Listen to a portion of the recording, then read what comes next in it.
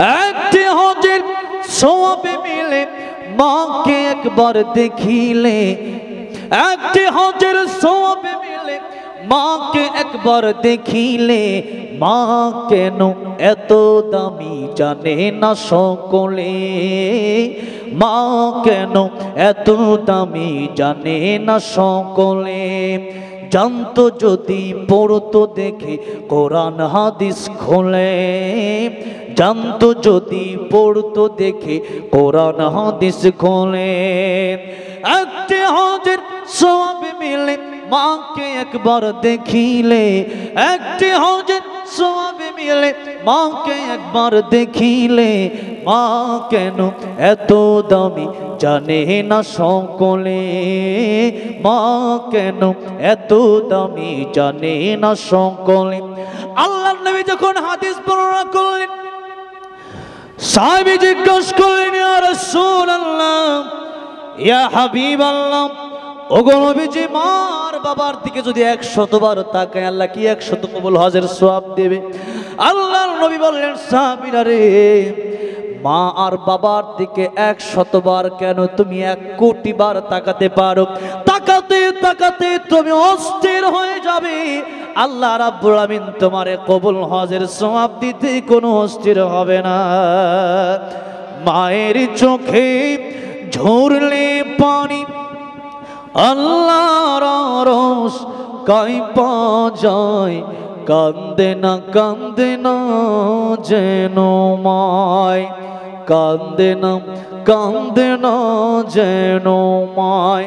সাহাবী আল্লাহর নবীকে জিজ্ঞাসা করলেন, ইয়া রাসূলুল্লাহ, ইয়া হাবিবাল্লাহ, সব চাইতে ভালো আচরণ আমি কার সাথে করব? নবীজি বললেন, তোমার মায়ের সাথে উম্মুকা। সাহাবী আবার প্রশ্ন করলেন, ইয়া রাসূলুল্লাহ, এর পরে কার সাথে করব? নবীজি বলেন, উম্মুকা, তোমার মায়ের সাথে। ইয়া রাসূলুল্লাহ, এরপরে কার সাথে করব? নবীজি বললেন, তোমার মায়ের সাথে। উম্মুকা, তোমার মায়ের সাথে। 3 বার নবীজি কেন বললেন? মা আর বাবা, তাদের ভিতরে মায়ের কষ্টটা বেশি না কম বলেন তো? মায়ের কষ্টটা বেশি না কম বলেন না? বেশি কষ্ট। 3টা জায়গায় মা কষ্ট করেছে, বাবা কোনো ওই কষ্টটা বাবা করতে পারে না।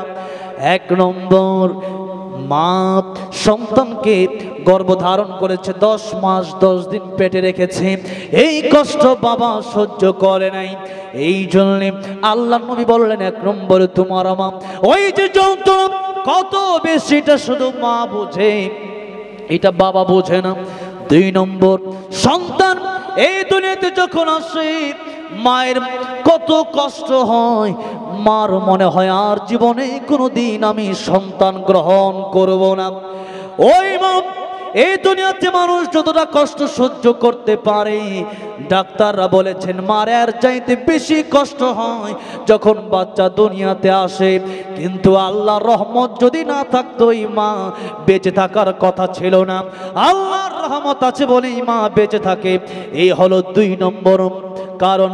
3 নম্বর কারণ হলো মা দুধ পান করালেন 2টি বছর, এই 2টি বছর বাবা দুধ পান করাতে পারে নাই, মায়ের দুধের ঋণ শোধ করা যাবে না, ঠিক কিনা বলেন?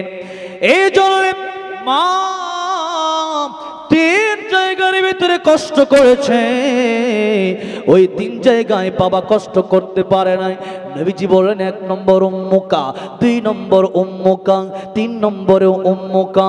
তুমি তোমার মাকে ভালোবাসো, তুমি তোমার মায়ের খেদমত করো, তুমি তোমার মায়ের সাথে ভালো আচরণ করো। এবার সাহাবী বলেন, ইয়া রাসূলুল্লাহ, এরপরে কার সাথে করব? নবীজি বললেন, আবুকা, তোমার বাবার সাথে। 4 নম্বরে বাবার কথা বললেন। তাহলে মায়ের সাথে দুনিয়ার সবচাইতে ভালো আচরণ করা লাগবে। নবীজি বলেন, হুমা নারুকা হুমা জান্নাতুকা, বাপ মাই তোমার জান্নাত, বাপ মাই তোমার জাহান্নাম। বাপ মারে যদি খুশি করতে পারো আমার আল্লাহ খুশি হয়ে যাবে। বাপ আর মা যদি নারাজ হয়ে যায় আমার আল্লাহ রাব্বুল আলামিন নারাজ হয়ে যায়। আর আল্লাহ যদি নারাজ হয়ে যায় জান্নাত ঠিকানা হবে না, হবে জাহান্নামের জন্য নবী বলেন, তোমার মায়ের পায়ের নিচে আল জান্নাতু তাহতা আকদামিল উম্মাহাত, জান্নাত তোমার মায়ের পায়ের নিচে। কোথায় জান্নাত বলেন? মায়ের পায়ের নিচে জান্নাত। এই জন্য মারে কষ্ট দেওয়া যাবে না। মায়ের চোখে ঝরলে পানি আল্লাহর আরশ কাঁপা যায়। কান্দে না যেন মায়, কান্দে না যেন মায়। মায়ের মনে কত কষ্ট জানো না কি ভাই, এই জগতে মায়ের মতন আপন কেহ নাই। সেই মায়ের কষ্ট কেহ দিও না এই দুনিয়ায়। কান্দে না যেন মায়, কান্দে না যেন মায়। নারায়ে তাকবীর, নারায়ে তাকবীর, নারায়ে তাকবীর। সন্তানের জন্য মায়ের করলে মুনাজাত, ফিরাতে পারেন না প্রভু মায়ের দুটি হাত। দোয়া চাইবেন বাপ মার কাছে। কার কাছে? আল্লাহর নবী বলেন, বন্দুকের বুলেট মিস হয়ে যেতে পারে তোমার দেহের ভিতরে, বন্দুকের বুলেটটা একজন মালনায়টার নাম লাগতে পারে, তুমি সরে যেতে পারো, কিন্তু শোনো, তিন ব্যক্তি দোয়া আল্লাহ খালি ফিরিয়ে দেবে না। এক নম্বর, পীরের কাছে যাওয়ার আগে তোমার মা বাবার কাছে দোয়া চাও। তোমার মা বাবা দোয়া করবে, আল্লাহ রাব্বুল আলামিন ডাইরেক্ট দোয়া কবুল করে ফেলবে। ডাইরেক্ট যদি আপনি দোয়া কবুল করাতেন চান, আপনার মাকে বলেন, আপনার বাবাকে বলেন, তারা যে দোয়া করবে ডাইরেক্ট কবুল। দুই নম্বরে, মুসাফির ব্যক্তি, আমার মতো মুসাফির ব্যক্তি, মুসাফির যদি কেউ থাকে তার দোয়া ডাইরেক্ট কবুল করে। তিন নম্বরে, মাজলুম ব্যক্তি, সে যে দোয়া করবে, বদদোয়া করবে, আল্লাহ এটাও কবুল করে নেবে। তাহলে মা আর বাবা হচ্ছে দোয়া, তাদের কাছ থেকে নিতে হবে। আমরা তো হুজুরের কাছে দোয়া নেই, হুজুরের কাছ থেকে দোয়া নিলে কবুল হবে কোথাও নাই, পীর সাহেবের কাছে দোয়া নিলে দোয়া কবুল হবে কোথাও নাই। কিন্তু হাদিস শরীফের স্পষ্ট বক্তব্য হলো, তোমার মায়ের কাছ থেকে দোয়া নাও, বাবার কাছ থেকে দোয়া নাও, সেই দোয়া আমার আল্লাহ রাব্বুল আলামিনের আরশ পর্যন্ত পৌঁছে যাবে। সুবহানাল্লাহ। সন্তানের জন্য মায় করলে মুনাজাত, ফিরাতে পারেন না প্রভু মায়ের দুটি হাত। মায়ের পায়ের নিচে বেহেশত, মায়ের পায়ের নিচে বেহেশত, সেই কথা বলো না হয়। কান্দে না যেন মায়, কান্দে না যেন মায়।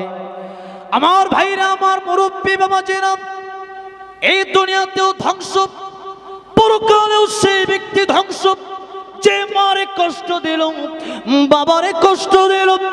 আর নবীজি বলেন, বাপ মাই তোমার জন্য হোমা না রোকা, তোমার জন্য জাহান্নাম, আবার হোমা জান্নাতুকা, তারাই তোমার জন্য জান্নাত। বাপ মারে খুশি করো, জান্নাতে যেতে পারবে। আর বাপ মারে যদি নারাজ করে দাও, জাহান্নামের আগুনে জ্বলা লাগবে। আল্লাহর ইবাদত করেন, বাপ মা আপনার প্রতি খুশি না, আপনি তৈরি থাকেন জাহান্নামে যাওয়ার জন্য। তাহলে কিয়ামতের ময়দানে আমি যে কথা বলতেছিলাম, তিন ব্যক্তির দিকে আল্লাহ রহমতের নজর দিয়ে তাকাবেন। আল্লাহ যদি রহমতের নজর দিয়ে না তাকায়, বলেন তো ওই দিন যাওয়ার কোনো জায়গা আছে? আল্লাহ এক নম্বর ওই ব্যক্তির দিকে তাকাবে না যেই ব্যক্তি মা আর বাপের কষ্ট দিয়েছে। দুই নম্বরে ওই ব্যক্তি যেই ব্যক্তি মানুষকে খোটা দিয়েছে। অনেকে আছে দেখবেন 1 লক্ষ টাকা মনে করেন দিল মাদ্রাসায়, দিয়ে পরে বলে আমি তো অনেক টাকা পয়সা মাদ্রাসায় দিই, আমার উপরে কেন কথা বলে, এরকম অনেকে বলে না? যারা বলে আপনি দান করে আপনি জাহান্নামের বোঝা আপনার কাঁধে তুলেছেন। এই জন্য গরিবকে দান করবেন, খোটা দেওয়ার নিয়ত নিয়তে নাই, কিয়ামতের ময়দানে আল্লাহ আপনারা দিবে, এই নিয়তে দিবেন। আপনি দান করলেন আবার খোটাও দিলেন, আপনার তো আমও গেল সালাও গেল। আমাদের বাংলাদেশে আমও গেল সালাও গেল না, আপনার দুনিয়াও হারালেন, দুনিয়াতে 1 লক্ষ টাকা এটা ফাও গেল। আর আখিরাতেও কিয়ামতের ময়দানে আপনার জাহান্নামে জ্বলতে হবে। কেন? আপনি টাকা পয়সা মাদ্রাসায় মসজিদে দিলেন, আপনি দ্বিতীয়বার এই কথা বলতে পারবেন না আমি দিয়েছি, এটা অহংকার করে আপনি বলতে পারবেন, আল্লাহ আপনার দিকে কিয়ামতের মধ্যে রহমতের নজরে তাকাবে না। 3 নম্বরে যে কথার প্রসঙ্গে এতগুলো কথা আমি বললাম, 3 নম্বর কথা হলো ওই যুবক ব্যক্তি বা ওই ব্যক্তি যেই ব্যক্তি নেশার সাথে জড়িত ছিল, বিড়ি, সিগারেট, মদের সাথে, ইয়াবার সাথে, বাবার সাথে জড়িত যারা। এখানে তো কলকাতা মোটামুটি কমই হয়। ত্রিপুরা থেকে আমি কলকাতা আসলাম, ত্রিপুরা যাওয়ার সময় 3-4 বার আমাদেরকে চেক করা হলো। আমি জিজ্ঞেস করলাম এতবার চেক করলো কেন? বললো এখান দিয়ে ইয়াবার বাবা প্রচুর পরিমাণে যায়।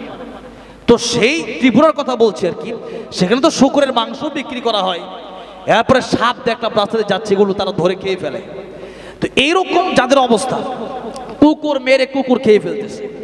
তো এই যদি অবস্থা, এত আমাকে আমাদের ওই কমিটির লোকেরা বললো, হুজুর এখানে যারা আছে এরা বাচ্চা যখন জন্ম নেয় তখন তাদের মুখে মিষ্টি দিতে হয়, হ্যাঁ, ডান কানে আজান বাম কানে একামত দিতে হয়, তারা প্রথমে বাচ্চার মুখে মদ ছিটায় দেয়, নাউজুবিল্লাহ বলে। এইরকম এখন তাদের ধর্ম ঠিক নেই, তাদের ব্যাপার। কিন্তু এখন আসেন এই মদের সাথে, ইয়াবার সাথে, বাবার সাথে, সিগারেটের সাথে যারা জড়িত থাকবে, এরা কিয়ামতের ময়দানে আল্লাহর রহমত পাবে না, আল্লাহর রহমতের নজর তাদের দিকে আসবে না।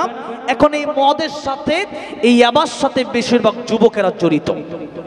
আপনারা বলেন কথা ঠিক না ঠিক? এই নেশা আমাদের ছেড়ে দিতে হবে।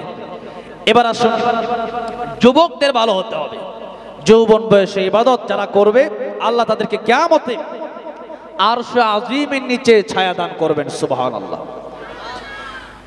আর 4টা কথা বলে আমার আলোচনা আমি শেষ করব। আল্লাহ নবী বিশ্ব নবী বললেন, শাবাবাকা ক্বাবলা হারামিক। 5টা বলেছিলাম না?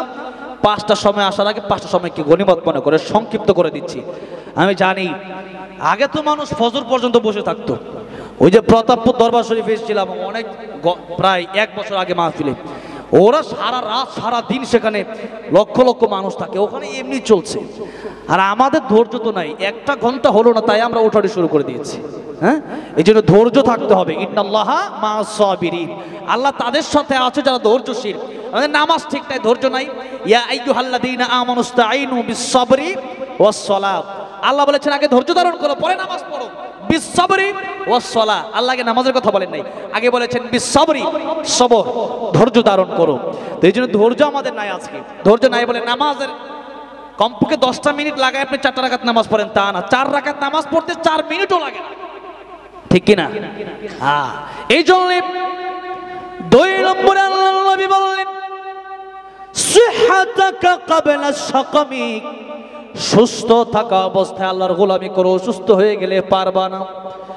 গতকাল জুমার নামাজটা পর্যন্ত আমি মসজিদে গিয়ে পড়তে পারিনি, এত অসুস্থ আমি ছিলাম। বাসায় ঘরের ভিতরে নামাজ পড়তে হয়েছে, কত অসুস্থ ছিলাম চিন্তা করেন। তো এই জন্যে অসুস্থ হলে পরে খাওয়া দাওয়া করা যায় না, করা যায়? খাওয়া দাওয়া ঠিকভাবে খাওয়া যায় না। গত কলকাতার কয়েকজন লোক পরপর আমাকে দাওয়াত করেছে। আমি ওই মসজিদ ইমাম সাহেবকে, এত দাওয়াত নিলেন কেন? বলতেছে হুজুর মানুষ খাওয়াতে চায়, আমি করবো কি? এখন না খেলেও কষ্ট, আর বেশি খেলে এটা আরো বেশি কষ্ট, ঠিক কিনা? বেশি খেলে আরো বেশি কষ্ট। তো এই জন্য দাওয়াত করলো, যেতে যেতে আমার ও জ্বরের কারণে আমি খেতেই পারছি না। তো এই যে অসুস্থ হয়ে গেলে পরে, এখন সুস্থ থাকলে পরে 3 প্লেট খাওয়া যায়, আর অসুস্থ হয়ে গেলে পরে 2 লুকমা খেতে কষ্ট হয়ে যায়। যদি খেতেই কষ্ট হয়ে যায় তাহলে ইবাদত করতে কষ্ট হবে না অসুস্থ হয়ে গেলে। এই জন্য নবীজি বলেন সুস্থ থাকা অবস্থায় আল্লাহর ইবাদত করো, অসুস্থ হয়ে গেলে পরে পারবে না। সুস্থ আছো তো আল্লাহর গোলামি করো, অসুস্থ হয়ে গেলে বিপদে পড়ে গেছে। সুস্থ আছো বেশি বেশি আল্লাহর শুকর আদায় করো। আমরা কত টাকা পয়সা চাই, ওইটা চাই, ওইটা চাই, আর আপনি যে সুস্থ আছেন এটা সবচেয়ে বড় নিয়ামত, ঠিক কিনা বলেন? এটা আপনার জন্য সবচেয়ে বড় নিয়ামত। এবার আসেন, নবীজি বললেন 3 নম্বর, গিনাকা ক্বাবলা ফাকরিক, টাকা পয়সা আছে, এই টাকা পয়সা তুমি আল্লাহর রাস্তায় কাজে লাগাও। সকাল বেলার ধনী তুমি ফকির সন্ধ্যাবেলা। এই জন্য টাকা পয়সা থাকলে পরে এই টাকা পয়সার যাকাত দেন, দান সদকা করেন, এতিমকে দান করেন, গরিবকে দান করেন, এতিমখানায় দান করেন, লিল্লাহ বডিকে দান করেন, মসজিদে আল্লাহর ঘরে আপনি দান করেন, এই টাকা পয়সা কিয়ামতে আপনার উপকারে আসবে। এগুলো আল্লাহর ব্যাংকে জমা হয়ে যাবে। আর যে টাকা পয়সা দুনিয়াতে উড়াবেন সেগুলো আল্লাহর ব্যাংকে জমা হবে না। এই জন্য টাকা পয়সার মাধ্যমে আল্লাহর গোলামি করা যায়, টাকা পয়সা দান করার মাধ্যমে। আল্লাহ রাব্বুল আলামিন কোরআন শরীফের বহু জায়গায় বলেছেন, ওয়া মিম্মা রাযাকনাহুম ইউনফিকুন, তোমরা যাদের আছে সেগুলো থেকে তোমরা খরচ করো, যা টাকা পয়সা আছে এগুলো থেকে আল্লাহর রাস্তায় খরচ করো। নবীজি 4 নম্বরে বললেন, ফারাগাকা ক্বাবলা শুগুলিক, তোমরা অবসর থাকা অবস্থায় ব্যস্ত হওয়ার আগে আল্লাহর ইবাদত করো। আমরা যত দিন যায় তত অবসর হই না ব্যস্ত হই?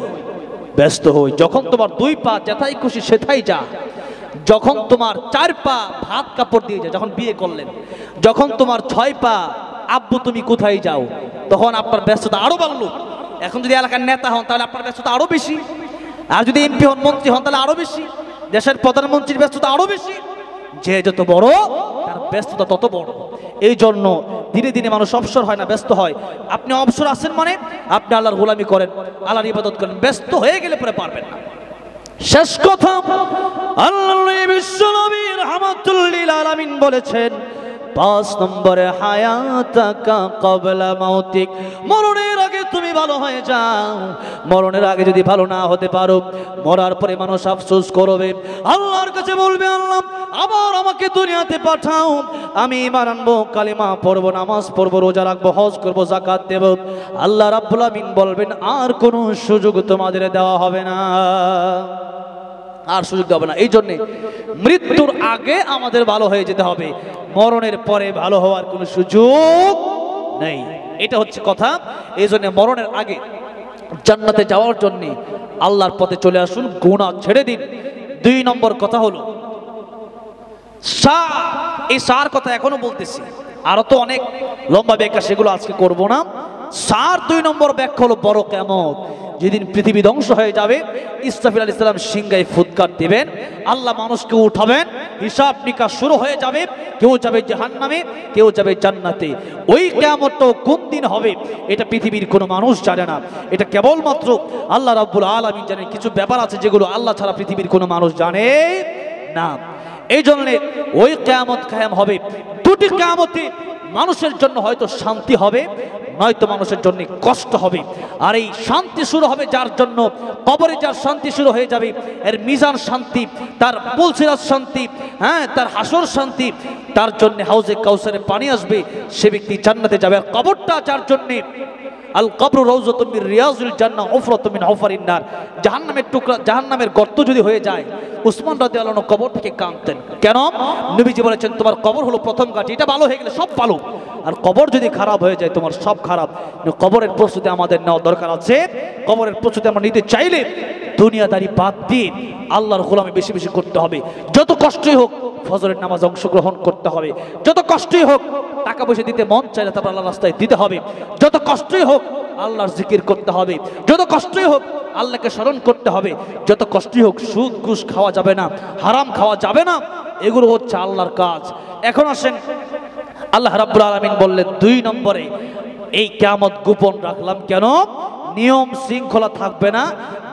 এর 2 নম্বর ব্যাখ্যা হলো মানুষ আমল করবে না। কারণ ওই যে বলেছিলাম, তওবা করলে আল্লাহ তো গফফার, আল্লাহ তো রহিম, আল্লাহ তো রহমান, আল্লাহ সব মাফ করে দিতে পারে চাইলে, আল্লাহ শিরিক আর বান্দার হক বাদ দিয়ে। সেই কথা, এখন আল্লাহ শিরিক আর বান্দার হক বাদ দিয়ে সব যদি মাফ করে দেয়, তাহলে বান্দা চিন্তা করে 2026 সালে যদি মারা যায়, সারা জীবন গুনাহ করব, 26 সাল আসার 1 মাস আগে থেকে ভালো হতে হবে। ঠিক কিনা বলেন? আল্লাহ পাক আমাদেরকে দুনিয়াতে থাকাকালীন অবস্থায় কবরের প্রস্তুতি, জান্নাতে যাওয়ার মতো বেশি বেশি আমল করার তৌফিক দান করেন। জুড়ে বলেন আমিন। ও আখিরু দাওয়ানা আলহামদুলিল্লাহি রাব্বিল আলামিন। আমার শেষ মুহূর্তে আমি অত্যন্ত অসুস্থতা নিয়ে অনেক সময়, যতটুকু সময় কথা বললাম, আল্লাহ যেন আমল করার তৌফিক দান করেন, পড়েন আমিন। আর হচ্ছে, যেহেতু এখানে আমাকে যারা কমিটির আমার ভাইরা, অনেক যুবক ভাইরা, অনেক মুরব্বী বাবাজিরা গজলের জন্য রিকোয়েস্ট করেছেন, সেই জন্য আমি বিশেষ করে, আমার আজানও দিতে হবে, মানুষ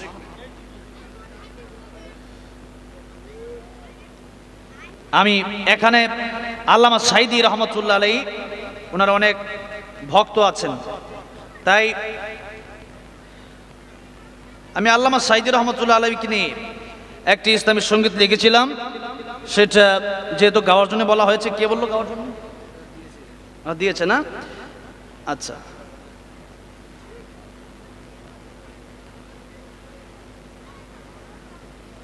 আসলে আমি লিখেছিলাম ঠিক, কিন্তু আমার গজলটা এখন পুরোপুরি মুখস্থ নেই, যার কারণে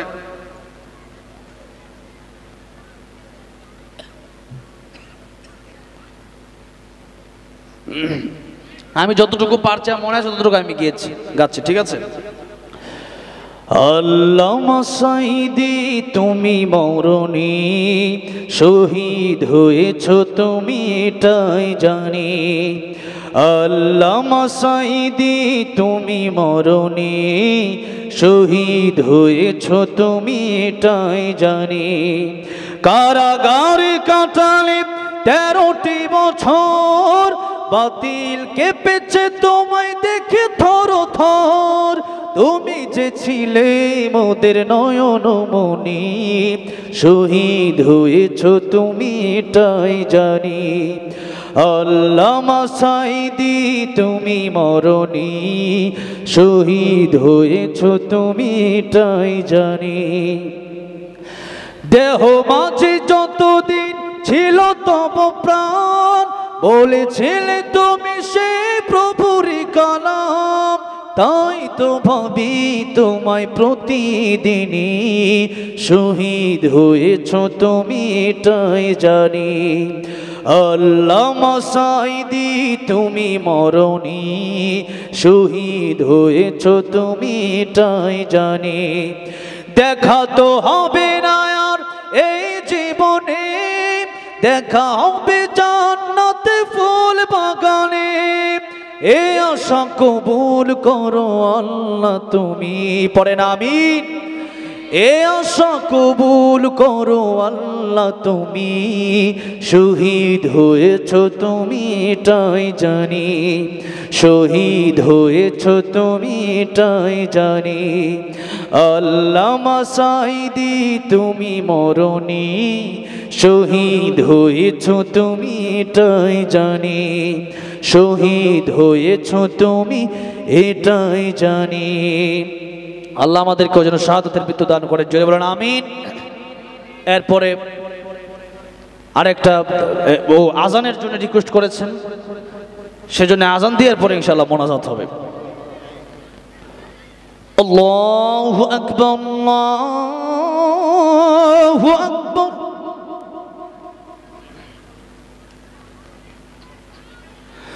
আল্লাহু আকবার,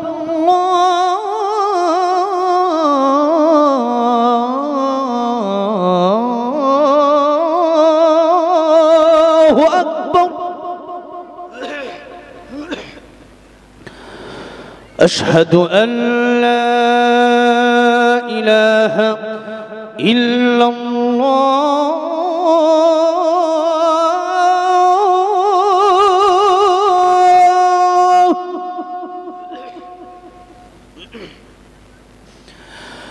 أشهد أن لا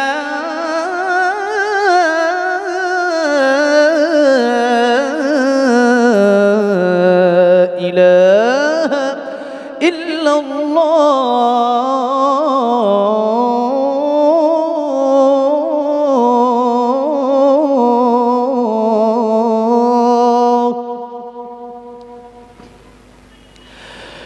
أشهد أن محمد رسول الله،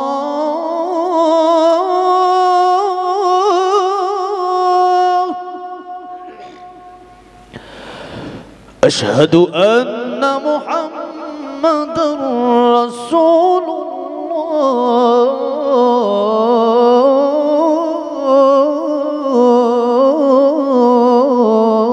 الله، حي على الصلاة،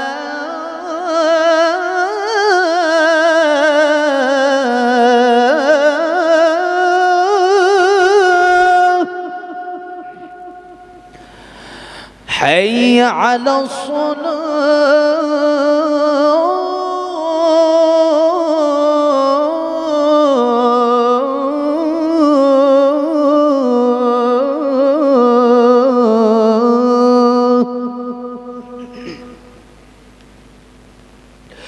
حي على الفلاح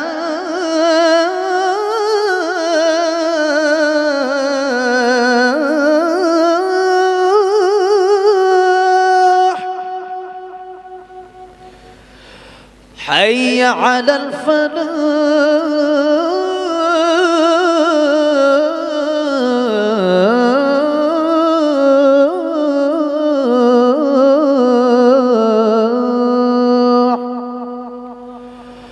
الله أكبر الله أكبر لا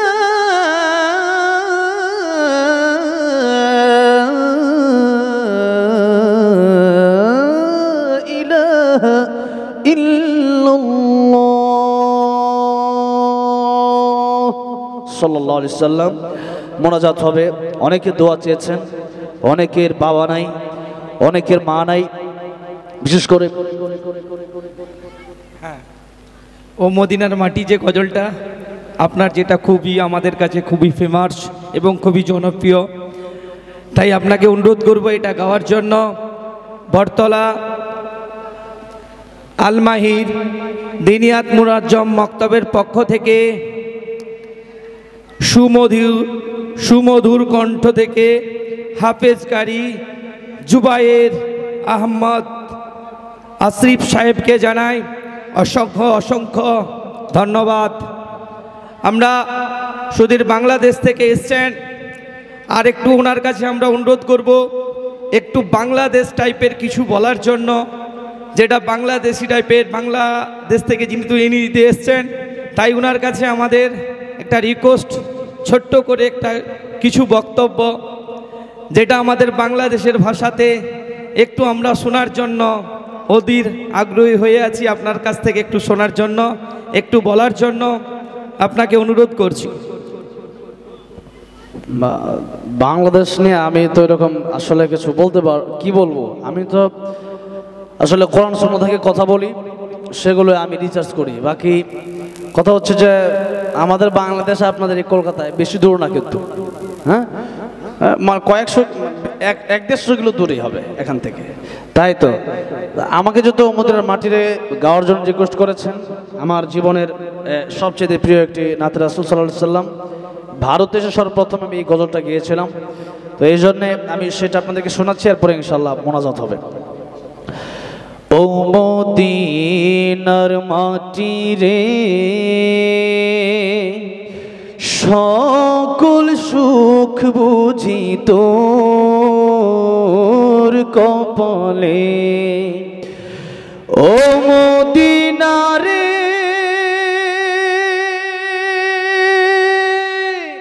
তোর বুকে আমার নবী, যার লাগে পাগল সবই, যার তরে হইল সৃষ্টি ত্রিভুবন।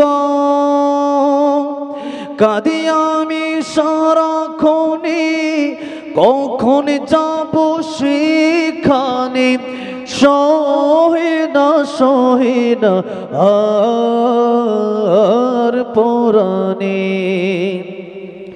ও মদিনার মাটি রে, সকল সুখ বুঝি তোর কপালে। ও মদিনা রে,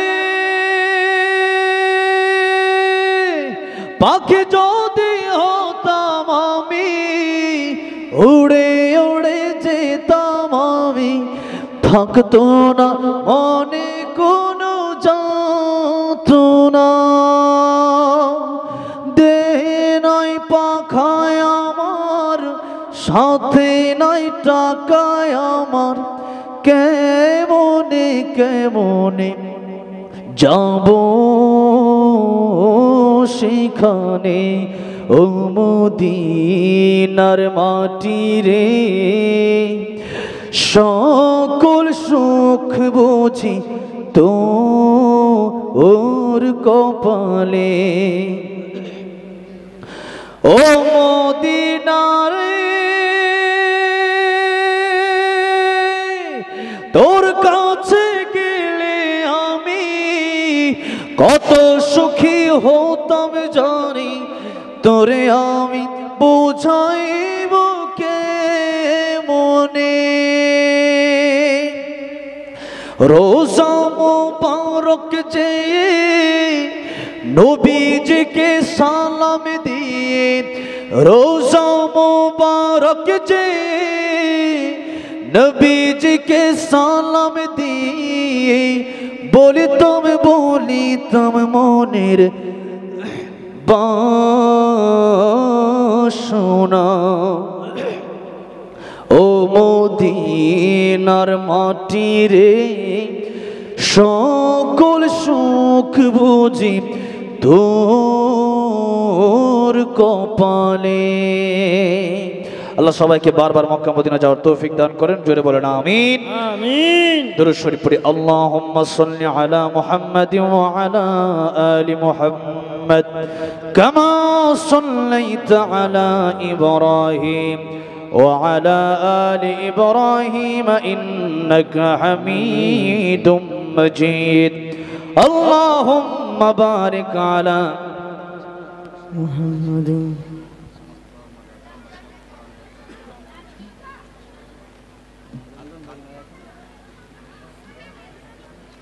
মক্তবের ছেলেরা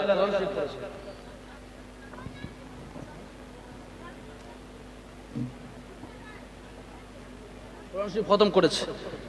আচ্ছা আলহামদুলিল্লাহ, তারা মক্তবের ছেলেরা কোরআন শরীফ খতম করেছে। আল্লাহ যেন এই কোরআন খতমকে কবুল আর মঞ্জুর করে নেন। আল্লাহ যেন অত্র এলাকার উপর আল্লাহ পাকের খাস রহমত বরকত আল্লাহ যেন নাজিল করেন, জুড়ে বলেন আমিন আমিন। অনেকের আব্বা নাই আম্মা নাই, তারা কবরে আছেন, তাদের জন্য আমরা দোয়া করব। অনেকের স্ত্রী অনেকের স্বামী মারা গেছেন, তাদের জন্য তারা আজকে আমাদের দিকে তাকিয়ে আছেন, আমরা তাদের জন্য মোনাজাত করব যে তাদের প্রত্যেকের কবরগুলোকে জান্নাতের বাগান বানিয়ে দেন। এবং যারা বেঁচে আছেন, আমি ব্যক্তিগতভাবে দোয়া চাই, আমি অনেক অসুস্থ, আল্লাহ যেন আমার শিফায়ে কামেল আজেলা দান করেন। অনেক মুরব্বীরা অসুস্থ, আল্লাহ যেন সবাইকে যারা অসুস্থ সকলকে যেন শিফায়ে কামেলা আজলায় কুল্লিয়া নসিব করেন আমিন। দুরূদ শরীফ পড়ি। আল্লাহুম্মা সাল্লি আলা মুহাম্মাদিন ওয়া আলা আলি মুহাম্মাদ কামা সাল্লাইতা আলা ইব্রাহিম ওয়া আলা আলি ইব্রাহিম ইন্নাকা হামিদুম মাজিদ। আল্লাহুম্মা বারিক আলা মুহাম্মাদিন ওয়া আলা আলি মুহাম্মাদ كما باركت على إبراهيم وعلى آل إبراهيم إنك حميد مجيد. الحمد لله رب العالمين والعاقبة للمتقين والصلاة والسلام على سيد الأنبياء والمرسلين. ربنا ظلمنا أنفسنا وإن لم تغفر لنا وترحمنا لنكونن من الخاسرين. رب ارحمهما كما ربياني صغيرا. رب ارحمهما كما ربياني صغيرا. الله رب العالمين يا أرحم الراحمين. জীবনের গুনার বোঝা মাথায় নিয়ে আমি অসুস্থ মুসাফির মানুষ, আল্লাহ ভারতের জমিনে, আল্লাহ মেদিনীপুর নন্দীগ্রামে বটতলায় বসে আল্লাহ অনেক সাদা সাদা দাড়ি পাকা মুরব্বী নবীজি বলেছে, যাদের হাত তুমি ফিরে দিতে লজ্জা পাও, এরকম অনেক সাদা সাদা দাড়ি পাকা মুরব্বী এখানে বসে আছে। অনেক যুবক ভাইরা সমস্ত কাজ বাদ দিয়ে এখানে আসলো। আমার মা বোনেরা, আম্মা জান খাদিজাতুল কুবরার উত্তর শুনিলাম, আম্মা জান আয়েশা সিদ্দিকা রাদিয়াল্লাহু আনহার উত্তর শুনিলাম। এই মাহফিলে কোরআনের ভালোবাসায় আল্লাহ দ্বীনের জন্য যারা বসে গেল, কোন জীবনে করেছি তার কোনো হিসাব নেই। তুমি যদি ক্ষমা না করো আমাদের যাওয়ার মতো কোনো জায়গা নাই। আল্লাহ রাব্বুল আলামিন দুনিয়াতে দেখেছি সন্তান যখন বাবার সাথে বেয়াদবি করে, মায়ের সাথে বেয়াদবি করে, আবার যখন মা বাবার কাছে দুটি পা ধরে ক্ষমা চায়, মা বাবা চোখের পানি ছেড়ে দেন, সন্তান রে বলে বাবা আয়, তুই তো আমার সন্তান, তোরে আমি মাফ করব না তো কারে করব। মায়ের চাইতে বাবার চাইতে কোটি কোটি গুণ বেশি তোমার রহমত, তোমার দয়া মায়া। আল্লাহ তাআলা আমাদের গুনার দিকে না তাকিয়ে তোমার গফফার নামের দিকে তাকায় আমাদের জিন্দেগির গুনাহগুলো এই মুহূর্তে মাফ করে দাও। আল্লাহ রাব্বুল আলামিন জানি না করে যারা হাত তুলেছে, কার জনম দুঃখিনী মা কবর দেশে শায়িত, কার বাবা অন্ধকার কবর দেশে চলে গেছে। আল্লাহ অনেক মানুষ আছে যাদের মাও নাই বাবাও নাই। আল্লাহ জানেন আমেরিকা লন্ডনের খবর নেওয়া যায়, কিন্তু বাড়ির পাশে ওই কবর, ওই গোরস্থানের খবর আল্লাহ আমরা রাখতে পারি না। জানি না ওই মা মৃত বাবা কবরের ভিতরে কেমন আছে। আল্লাহ যে মা বাবা আমাদের জন্য এত কষ্ট করলো, ছোট থেকে বড় মানুষ করলো, আল্লাহ টাকা পয়সা খরচ করলো, যে বাবা নিজে না খেয়ে সন্তানের জন্য আল্লাহ খাবার আনলো, নিজে জামা না পরে সন্তানের জন্য জামা আনলো, যে শীতের দিনে সন্তানকে ভিজা জায়গায় ঘুমাইতে দেয় নাই, সারা রাত সন্তানের জন্য কাটিয়ে দিল না ঘুমিয়ে। দুঃখিনী মা যাদের নাই, যাদের বাবা নাই, ওই জনম দুঃখিনী মা বাবার কবরগুলোকে মুহূর্তে জান্নাতের বাগান বানায়া দাও। আল্লাহ জানি না কার দাদা দাদি নানা নানি শ্বশুর শাশুড়ি বন্ধু বান্ধব স্বামী স্ত্রী আত্মীয় স্বজন পাড়া প্রতিবেশী কবরে, আয় আল্লাহ রাব্বুল আলামিন প্রত্যেকের কবরগুলোকে জান্নাতের বাগান বানায়া দাও। আল্লাহ রাব্বুল আলামিন সুদূর বাংলাদেশ থেকে সেই ভারতের জমিনে তোমার দরবারে হাতগুলো বাড়িয়ে দিলাম। আল্লাহ রাব্বুল আলামিন আমি মুসাফির মানুষ, তোমার নবীজি বলেছেন মুসাফির দোয়া আল্লাহ তুমি খালি ফেরায় দাও না। আল্লাহ রাব্বুল আলামিন জানি না কে কোন এক বাসনা নিয়া মনের ভিতরে কি দুঃখ বেদনা আছে জানি না, দুনিয়ার মানুষকে দুঃখ বেদনা বলতে পারি না, কিন্তু আল্লাহ তুমি তো এমন মালিক, তুমি তো সমস্ত দুঃখ বেদনা আল্লাহ দূর করে দিতে পারো। মনের নেক বাসনা আল্লাহ তুমি ছাড়া পূরণ করার মতো কেউ নাই।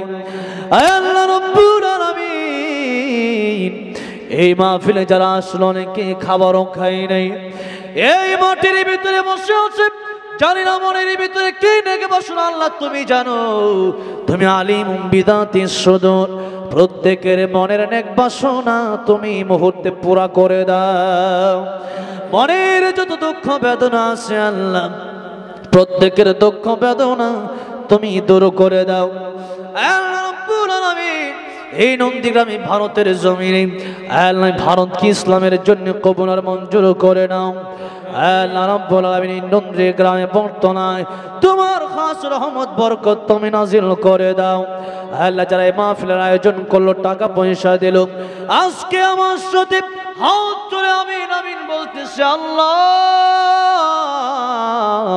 কাল কিয়ামতের ময়দানে মেহেরবানি করে আজকের মাহফিলকে উসিলা বানায়া তাদেরকে তুমি জান্নাতুল ফিরদাউসের মেহমান আমার নবীর সাথে বানায়া দিও। আল্লাহ রাব্বুল আলামিন ওই কিয়ামতের ময়দানে পানি পানি পানি করে যেদিন মানুষ চিৎকার দেবে, কোনো পানি থাকবে না, সেদিন আমার নবীর হাতে হাউজে কাউসারের পানি পান করার ব্যবস্থা করে দিও। ওই কিয়ামতের ময়দানে মাথার উপরে সূর্য থাকবে, পায়ের নিচে তামা থাকবে এত গরমের ভিতরে, যেদিন কোনো ছায়া থাকবে না, তোমার আরশে আজিমের নিচে আমাদেরকে ছায়া দিয়ে দিও আল্লাহ রাব্বুল আলামিন। যারা হাতগুলো বাড়ায় দিলাম, আমাদের আজকের এই হাতগুলো বাড়ানোর উসিলায় আমি মুসাফিরের সাথে যারা হাতগুলো বাড়াইলো, আল্লাহ রাব্বুল আলামিন মৃত্যুর যন্ত্রণা দিও না, কবরের আযাব মাফ করে দিও, কবরটাকে জান্নাতের বাগান বানায় দিও আল্লাহ। 5 ওয়াক্ত নামাজি সকলকে বানায় দাও, মা বোনদেরকে পর্দানিশীন বানায় দাও আল্লাহ রাব্বুল আলামিন। যারা হাতগুলো বাড়ায় দিলাম, প্রত্যেকের হাতে তোমার রহমত বরকত তুমি নাজিল করে দাও আল্লাহ রাব্বুল আলামিন। মক্তবের সন্তানেরা আল্লাহ কোরআন শরীফ খতম করলো, আল্লাহ তুমি কবুল করে নাও, এর সিনাই এলাকায় রহমত নাজিল করে দাও আল্লাহ রাব্বুল আলামিন। এই মাহফিল আজকে আছে, আগামী বছর হয়তো অনেকেই মাহফিলে থাকবে না, কবরে থাকবে। আয় আল্লাহ, যারা এই মাহফিলে আসলো, আগামীতে যারা কবরে থাকবে, আয় আল্লাহ তাদের কবরগুলোকে জান্নাতের বাগান বানায় দিও আল্লাহ রাব্বুল আলামিন। অনেক কিছুই তো চাওয়ার আছে, কিন্তু অনেক কিছু মনে নেই, তুমি তো জানো আল্লাহ। আল্লাহ যা চাইলাম তাও দাও, তাও দান করো, যা চাই না আমাদের দরকার তুমি আল্লাহ তাও দান করো আল্লাহ। মৃত্যুর সময় যখন চলে আসবে, মালাকুল মউত যখন চলে আসবে, রূহ কবজ করার জন্য এই পৃথিবীর আলো বাতাস যেদিন ত্যাগ করব, প্রত্যেকের জবানে মানে কালিমা জারি করে দিও লা ইলাহা ইল্লাল্লাহ মুহাম্মাদুর রাসূলুল্লাহ সাল্লাল্লাহু আলাইহি ওয়াসাল্লাম।